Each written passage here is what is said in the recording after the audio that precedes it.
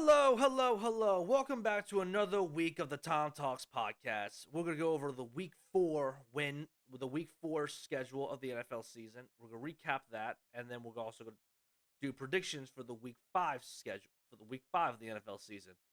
So let's start off with the Thursday night game. Cowboys barely beat the Giants 20-15. Giants are not a good team, but Dallas did not look that great against them. A lot of penalties, a lot of bullshit going on, a lot of bad football played. The only couple good plays was that bomb to CeeDee Lamb, and Malik Neighbors is still a really good football player. He's still their best player. If the Giants were a good football team, one of those field goals would have been a touchdown, or at least two of those. If two of those field goals were converted to touchdowns, the Giants would have won this game, and it would have been hilarious to see if the Giants beat the Cowboys. But unfortunately, I was wrong, and the Dallas Cowboys won that game. Um, yeah, so Dallas looks all right at 2-2. I mean, they got a rough schedule ahead. That's not going to get any easier. That's probably going to be their last win for a while, unless they somehow pull an upset against one of the many teams that they're facing. And Giants are cooked. Like we all knew this from the beginning, but the Giants were not a good team from the beginning. Falcons barely beat the Saints with the last second field goal. I believe I predicted the Saints to bounce back, and clearly I was wrong. If I remember correctly, I don't think the Falcons scored an offensive touchdown, or am I misremembering? Let's actually look at the game real quick. Real quick, let's just check out how Atlanta scored, because I don't remember whatsoever. I'm not going to lie to you. I don't remember.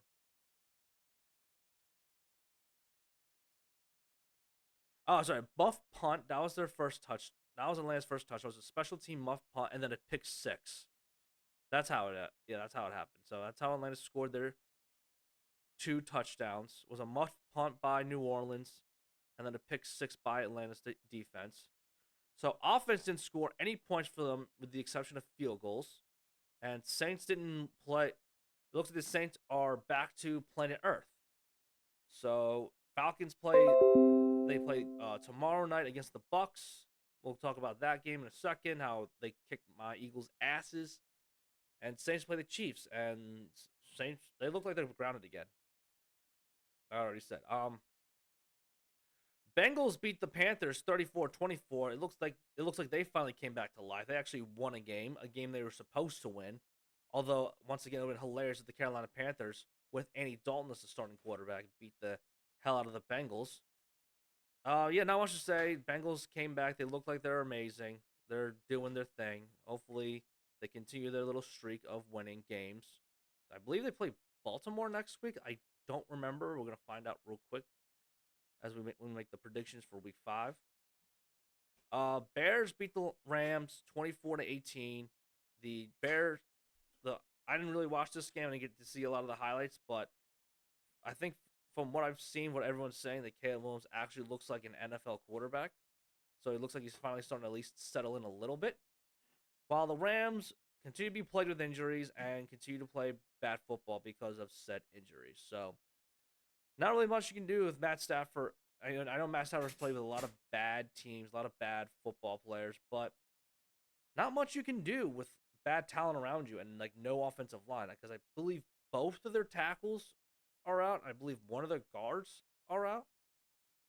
So yeah, I mean, there's not much to say. Even surprised they even kept it this close. The Vikings hold on to win to beat the Green Bay Packers 31-29. They dominated this game. My boys Justin Jefferson and Aaron Jones, I believe they scored touchdowns for me, so shout out to them. But Jordan Love actually played this game, and they were beginning to rally a comeback, and that would have been crazy if they actually pulled off the comeback. But this shows that Green Bay is still legitimate, but the still can be still a legitimate football team. They can still try to sneak in the playoffs. But as of right now, this looks like the Minnesota Vikings division, but they will be competing with the Lions very soon.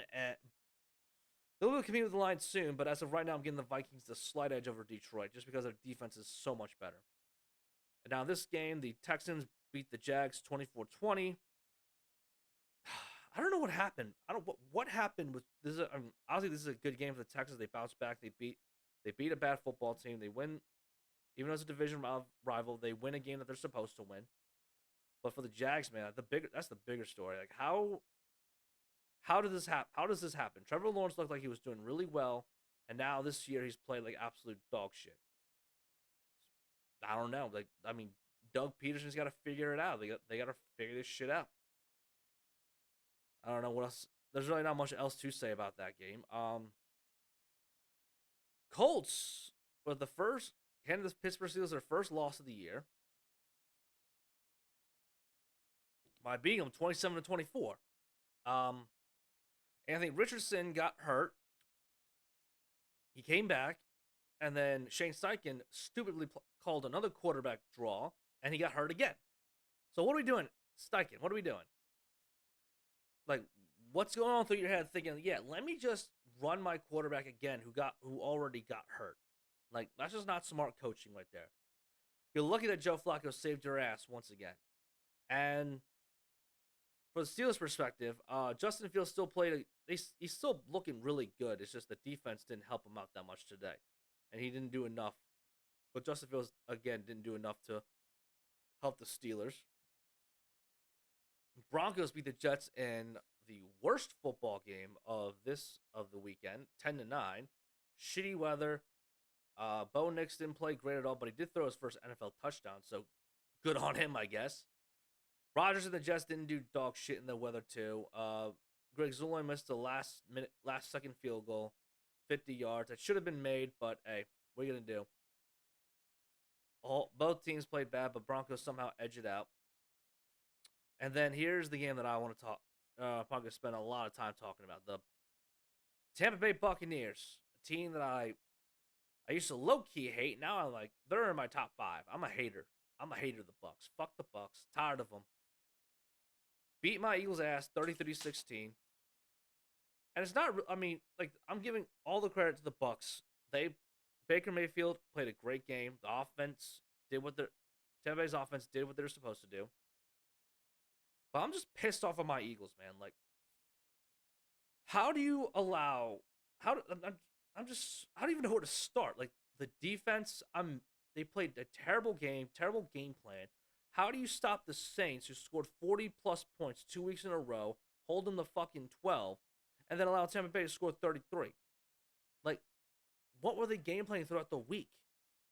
And for the offense, like you're missing. I mean, I figured we were gonna lose this game, but like still, I was hoping to be at least close, but no. And then even worse, the offense. You don't have your 2 starter wide receivers. You don't have your starting right tackle. Why don't you run the ball with Saquon Barkley? He should have had at least 20 to 25 carries.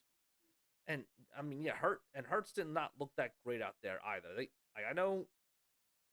Now there's all this, and now there's all this drama with Sirianni and Kellen Moore. Who's really calling the offense? Who's doing this and that? Da, da, da. Like it's all a headache. Like it's all a headache. It's all a pain in the ass. It all sucks.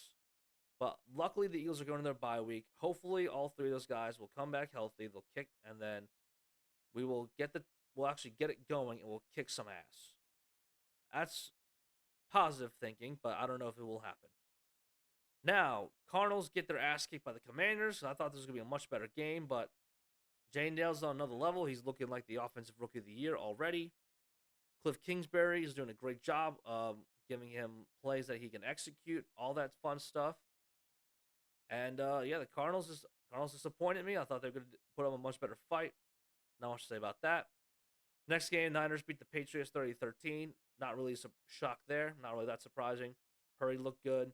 Patriots didn't look good. Not really much in-depth to say about that. Chiefs, hold on. The Chiefs come back to beat the Chargers. They were down 10-0. I figured that, but they lost Rashee Rice I believe it was for the year. Let's actually check. I want to see if it's actually confirmed to be. Let's look this up real quick. Did he hurt his further? It's feared to have a torn ACL. likely to return. So we still don't know about his injury. I don't know why they're withholding that information. I find that really weird, but it's feared to be torn in ACL, but we don't know the injury status yet. Um, yeah, the Chargers. The only thing I can really say is that the Chargers need offensive weapons. They need more firepower. They need. Yes, their running backs are good. Yes, the tight ends are decent, and I like Lad McConkey from Georgia. I like the rookie receiver from Georgia, but and what's his name? Quentin Johnson, I believe his name is. He stepped up big this year. He's doing a really good job for them this year, but they need they need a better wide receiver to help that group out. The Chargers go into their bye week, but they're also missing their two starting tackles as well. So surprised they kept it at they held the Chiefs to 17 points. Raiders beat the Browns. Browns are not a good team. Even though the Raiders win, now there's drama with them. Believing that they're telling teams that Devontae Adams is available for trade, arguably the best receiver in the game. One of them, definitely top 5, which I find insane. And now there's going to be a nice bidding war for him. I'm curious to see where he decides to go. Ravens crushed the Bills 35-10. Now this is the Ravens team that I was looking to see this year. Run the ball, first play, Derrick Henry, 87 yards for a touchdown.